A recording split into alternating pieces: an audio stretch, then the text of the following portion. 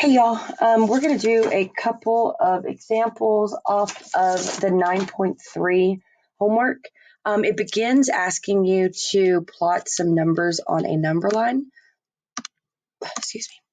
I believe I did a video on that. I'm not positive, but I'm actually going to just do one quick example of that. Say we have our number line, my math lab. Just adding a few. 6, 7, 8. I think I went to 8 on both sides. Really doesn't matter. Just for this example, I'm going to make sure we have a number line so you see what it's asking you to do.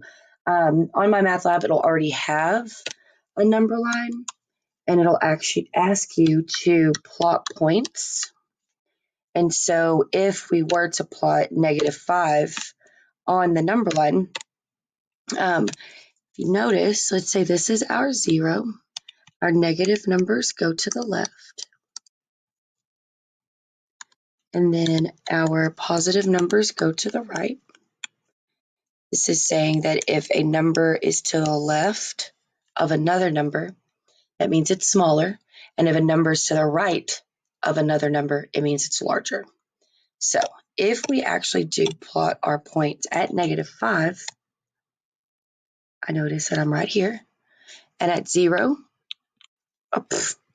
definitely pushed the wrong button there, huh? At 0, I notice that I'm right here. Then at 3, I notice that I'm right here. And so that would be how you plot points on a number line. If they have you look to see which one is greater and which one is lesser, like I said, I like it when it's a little bit, there we go. For our number line, numbers to left of other numbers are lesser.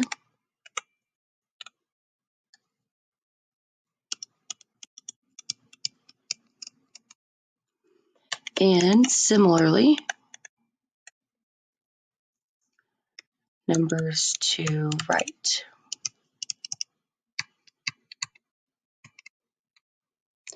of other numbers are greater. And what I'm meaning is numbers to the left on the number line. So anytime you're asked to see if a number is greater or lesser, you can draw a really quick number line, and it'll let you know, because if you think about it too as money, I would rather have $3 in the bank than -$5 in the bank. And if you notice, -5 is on the left-hand side of 3. So I know that the number that's on the left, which would be -5, that's a lesser number than my 3, which is on the right-hand side. This is going to also definitely never figured this one out right here, y'all.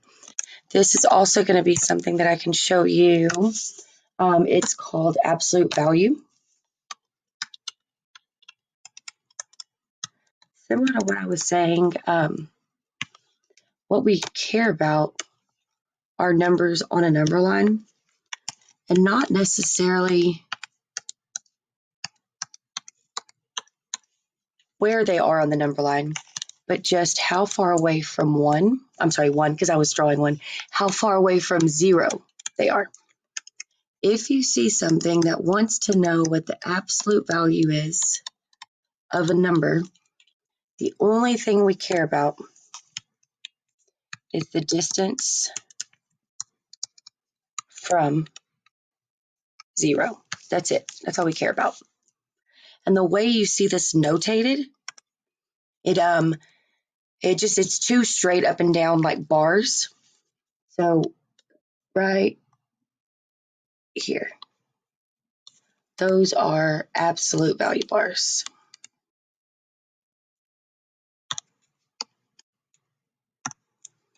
Absolute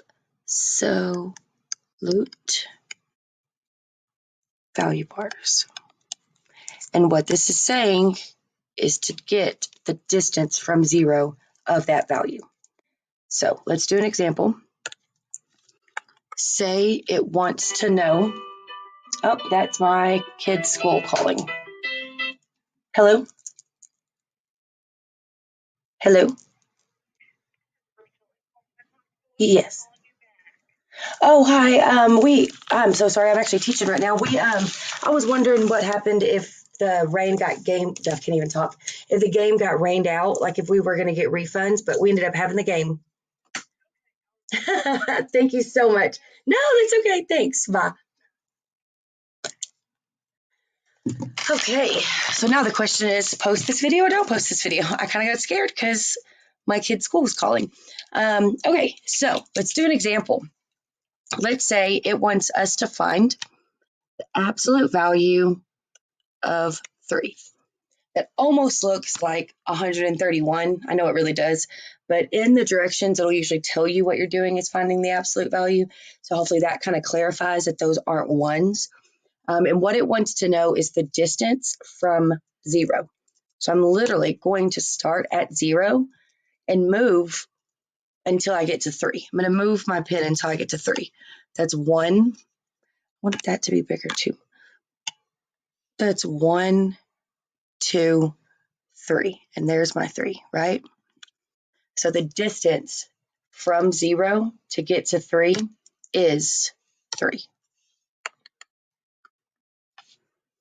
And if you notice here, when you take the absolute value, the only thing I really just cared about was the number, right, underneath the absolute value bar. Try to get that to go away, but it won't. Let's do another one. Let's do to 4. Let's do the absolute value of 4. You've probably already guessed it, and you're probably right. It is just 4. The distance from 0, 1, 2, 3, 4 to 4 is 4. So my answer is 4. It could try to confuse you and ask you to find the distance to -4. It's an ugly 4. The distance to -4. And if you do the same thing we've done, what we get is 1, 2, 3, 4. When you take the absolute value, they really don't care if the number is negative. They just want to know the absolute value of that term, of that value, of that number. They want to know just what's the distance from 0. And if you notice, the absolute value of 4 and the absolute value of -4 are both 4. Now here's a little special one right here. If you see a problem that looks like this, if it wants to know negative absolute value -2. What we're going to do first, kind of like order of operations, we're going to work with inside of the absolute value bars and then look to see what else is going on. So if you just take the absolute value of -2, let's do purple. If you just take the absolute value of -2, I go 1, 2, here's -2, right? So I get 2. And then I need to take into account that there's this negative on the outside. That would probably be one of the things they would for sure do. You'll also see absolute values thrown into inequalities, into equations. You just need to make sure that you follow this rule right here and then continue with the order of operations. Okay, I want to do one more real quick. I wanted you to see if you had a fraction or which is lesser. It'll literally just say like select the lesser of the two given numbers.